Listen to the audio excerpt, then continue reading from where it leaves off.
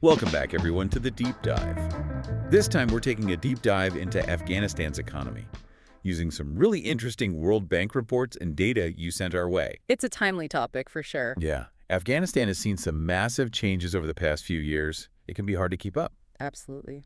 So we're going to break down where things stand as of February 2025.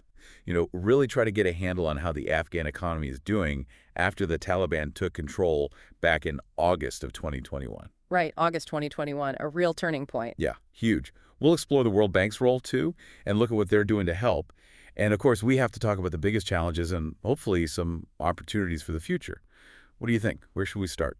Well, to really understand what's happening now, we need to remember what happened in August 2021 when the Taliban took over. Right. That was a major shift. The U.S. and allied forces pulled out after 20 years. And the Taliban quickly took control of Kabul. Yeah.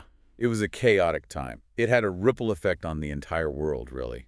Yeah, and the effects on the Afghan economy were immediate and really, really severe. So, what happened right away? The biggest hit was the loss of international aid. Makes sense. Afghanistan had been heavily reliant on that for years. Right, yeah. And it was basically cut off overnight. Wow. So what did that look like on the ground? Think like a sudden drop in demand, disruptions to basic services like healthcare, education, all the frozen assets, and a lot of skilled workers fleeing the country. Those reports were heartbreaking. People lost jobs, prices skyrocketed. Just trying to get basic necessities became a daily struggle. Absolutely. For most Afghans, it meant real hardship. It's hard to imagine going through something like that. It was a devastating period. So, given all of that, where are things now, a few years later? Well, the World Bank data shows that the economy did grow by 2.7% in 2023-24. Okay, so that sounds like good news. It's a step in the right direction, but it only makes up about 10% of the losses since 2021. So, still a long way to go. Yeah. Think of it like you lose $100 and find a 10. You're happy to find the 10, but Right, it's better than nothing but. you're still down 90. Exactly. And it's important to understand what's driving that growth. It's mostly private consumption. People are spending a little bit more. But, But is that sustainable? well, it's more like people adapting to a tough situation, not a sign of a robust economy. Gotcha. So what about the World Bank? What role are they playing in all of this? They had to be really flexible. Their aid approach has evolved quite a bit since August 2021. Like how so? At first, it was all about humanitarian aid, getting food, water, healthcare to people who desperately needed it, working with groups like the WFP and UNICEF to get things moving quickly. Yeah, those first few months must have been all about crisis management Exactly. But then they realized they needed a more long-term strategy. to address the root causes. Yeah, like how do you support essential services, healthcare, education, clean water in a sustainable way, and how do you help people become self-sufficient? Not just handouts, but building something for the future. Right, and that meant focusing more on things like job creation, stimulating the local economy, and supporting the private sector. So less about just giving aid, more about empowering people. And what about, making sure the money's actually being used properly? Yeah, that's a huge concern. They've put a lot of safeguards in place, like they mostly channel funds through UN agencies and NGOs rather than working directly with the interim Taliban administration. Okay, I see. Trying to keep it separate. Yeah, and they have independent monitors to make sure things are transparent and accountable. That's reassuring. So they've been trying to adapt. But can they really make a difference with all the challenges? Are there any signs that it's working? Well, one example is the CIFI 1000 project. Oh, yeah. Remind me what that is again. It's this big regional energy project that was put on hold after August 2021, but they've restarted it. Okay, and what's it all about? Basically, it's bringing clean energy from Central Asia to South Asia. It runs from Tajikistan and Kyrgyzstan through Afghanistan and down to Pakistan. So Afghanistan's a transit country for the energy flow. Right. And the World Bank sees this as a way to promote regional cooperation. So it's not just about the energy, it's about building relationships and stability. Exactly. Plus, it prevents the project from becoming a stranded asset, like a bridge you build halfway. Right, what's the point if you don't finish it? Yeah. And the construction in Tajikistan, Kyrgyzstan, and Pakistan is almost done. So without the Afghan section, the whole project falls apart. So how do they manage the funding for the Afghan part, given the concerns about where the money goes? They've ring-fenced it. All the payments related to construction in Afghanistan, and any future revenue from transmitting the electricity are handled internationally, not through the interim Taliban administration. Okay, clever. So it's like a workaround to keep things moving. Yeah. But stepping back a bit, aside from all this, what are some of the biggest challenges facing Afghanistan's economy right now? Just like the big picture stuff. Well, despite some bright spots and the World Bank's efforts, the situation is still fragile, Yeah. and there are deep-rooted challenges that need to be addressed. Like what? One of the most pressing is limited domestic revenue.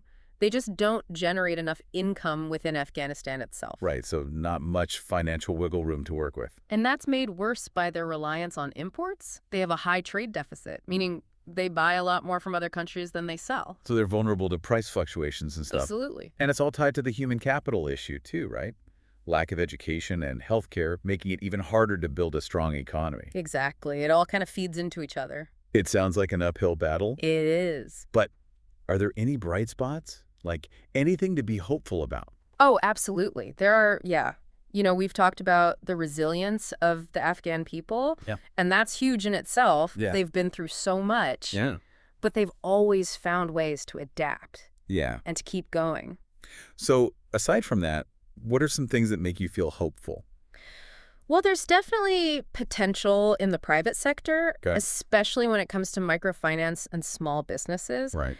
People finding ways to make a living, support their communities. Right. There's a lot of innovation happening at the grassroots level. So that entrepreneurial spirit could be a key to growth. Yeah, exactly. It's about empowering people to create their own opportunities instead of relying solely on aid. Right. And then there's the potential for regional cooperation. CANSO 1000 is a good example. Right. It shows that there's a real appetite for working together for economic integration across the region. Yeah. And if Afghanistan can become a reliable partner in these kinds of initiatives, it could open up some serious opportunities. Imagine like Afghanistan as a hub for trade and energy, Right. connecting Central and South Asia. It's a totally different picture than what we often see. Right. But how do we get from here to there? That's the million-dollar question. The political landscape is Yeah. complicated, to say the least. It's a tricky situation. It feels like, on one hand, you have this humanitarian crisis, millions of people needing help. Right. But then on the other hand, there are concerns about engaging with the Taliban, about legitimizing their rule. Exactly. And that raises a big question for the international community. Yeah. How do you support the Afghan people without propping up a government with a questionable human rights record? Right. Like, where do you draw the line? Yeah, it's a real ethical dilemma, Yeah. and there are strong opinions on all sides. So how do we navigate that? What are some things to consider? Well, one key thing is making sure aid gets directly to the people who need it. Yeah. Bypassing the interim Taliban administration as much as possible. Right, like what the World Bank is trying to do. Exactly. Working through UN agencies, NGOs. Set out the middleman. Exactly. But it's not just about delivering aid. Right. It's about empowering Afghans to build their own future. So things like microfinance, vocational training. Yeah, things like that. Imagine, for example, a young woman who wants to start her own business. Okay, yeah. She's got the drive, the ambition, but she needs capital. She needs skills. Right.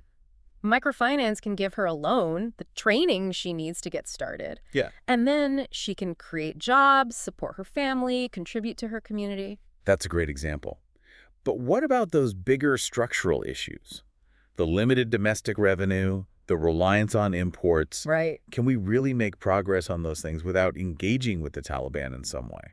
That's where things get even more complicated. Yeah. Because tackling those issues requires a long-term commitment Yeah. and a willingness to have some tough conversations. With everyone involved. Yeah, potentially even the Taliban. Right, and that's a really divisive issue. Yeah. Some people say isolating them will just hurt the Afghan people more. Right. Others say any engagement legitimizes their rule. It's a tough one. There are valid points on both sides. Yeah. Ultimately, it's a political decision that each country, each organization has to wrestle with. Based on their own values and assessment. Exactly. So it sounds like there's no easy answer. No. And it's not a one-time decision either. No, it requires flexibility, constant monitoring, a willingness to adjust your approach as things change. Right, because it's an evolving situation. Yeah. But regardless of the politics, what are some core principles that should guide any engagement in Afghanistan? Well, first and foremost, human rights. The well-being of all Afghans, especially women and girls. Has to be the priority. Absolutely. Right. That means holding the Taliban accountable for their actions, Yeah. ensuring that aid programs benefit everyone equally, Yeah. and that women have equal opportunities to participate in society. That's the bottom line.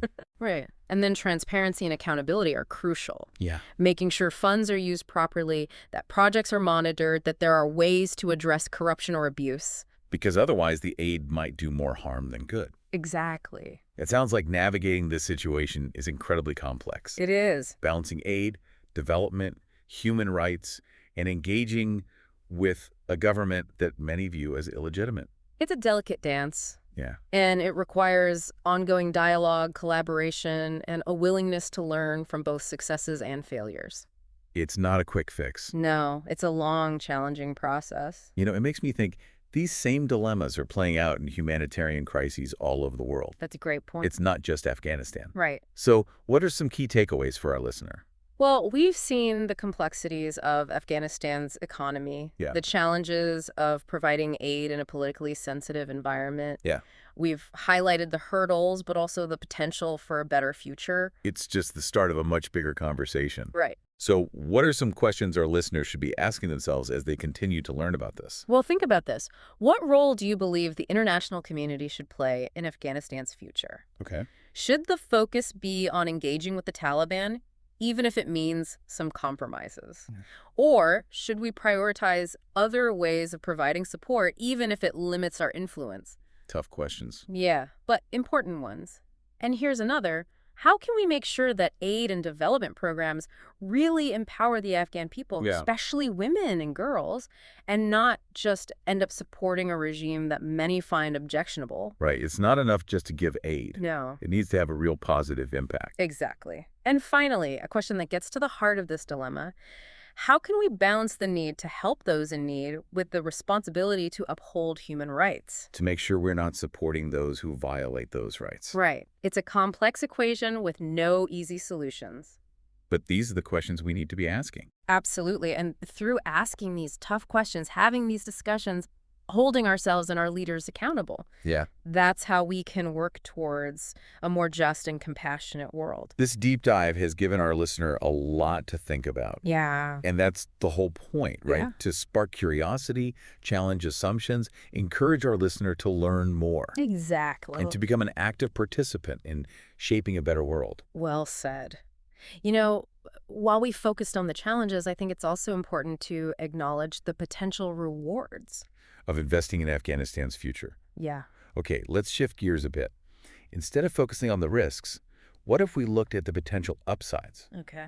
Paint a picture of what a thriving Afghan economy could look like, All right. and how it would benefit not just Afghanistan, but the whole region, even the world. Imagine an Afghanistan where young people have access to good education, healthcare, Okay.